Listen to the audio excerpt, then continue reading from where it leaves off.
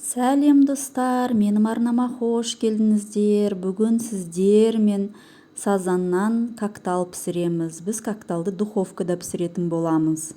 Балыққа жағатын дәмдеуіштердің барлығын мен алдын ала біріктіріп аламын.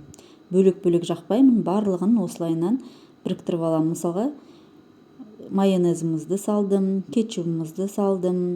Мен мұнарада для барбекю деген дайын дәмдеуішті пайдаланып жатырмын. Тұзымды қостым, және де лимонның суын осылайынан қолымызбен сығып аламыз да, осы суын барлығын жақсылап тұрып араластырамыз. Мен негізінде осылай жасаймын. Жеке-жеке әрқайсысын жағып жасасақ та болады, бірақ маған осылай ыңғайлы. Алдымен барлығын осылайынан араластырып аламын. Негізінде басқа да дәмдеуіштер қоссаңыздар болады. Для рыбы деген, кез келген өзіңізге ұнайтын дәмдеуіштерді қоссаңыз болады. Енді балықты тазалауға кірісейік. Балықтың құйрығын кесіп алып тастаймыз.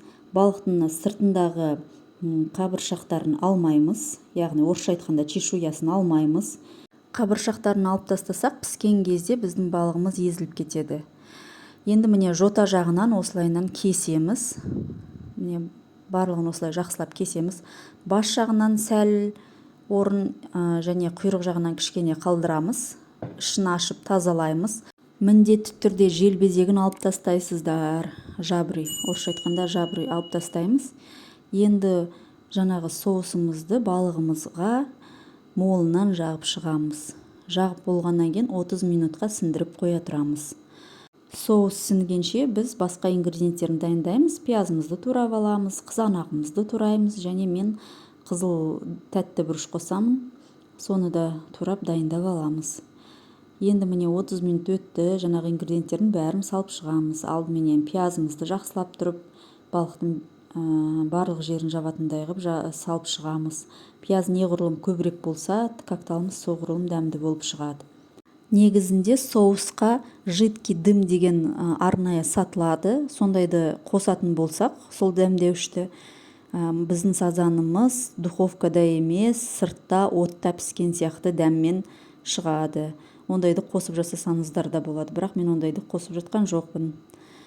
Міне енді пиязымызды салып болдық, енді қызанағымызды саламыз, бетіне жаңағы бұрыштарымызды салып шығамыз.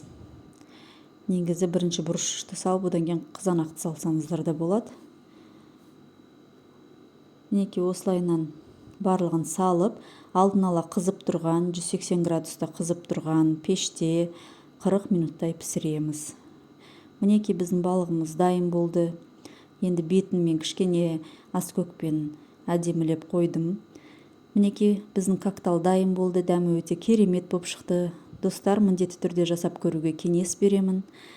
Менің видеомды соңына дейін көрсеңіздер, менің каналыма тіркеліп, лайк басып, комментарий жаза жүріңіздер. Қоңырауша белгісінде баса жүріңіздер. Алда әлі талай қызықты рецепттер болады. Астарыңыз дәмді болсын.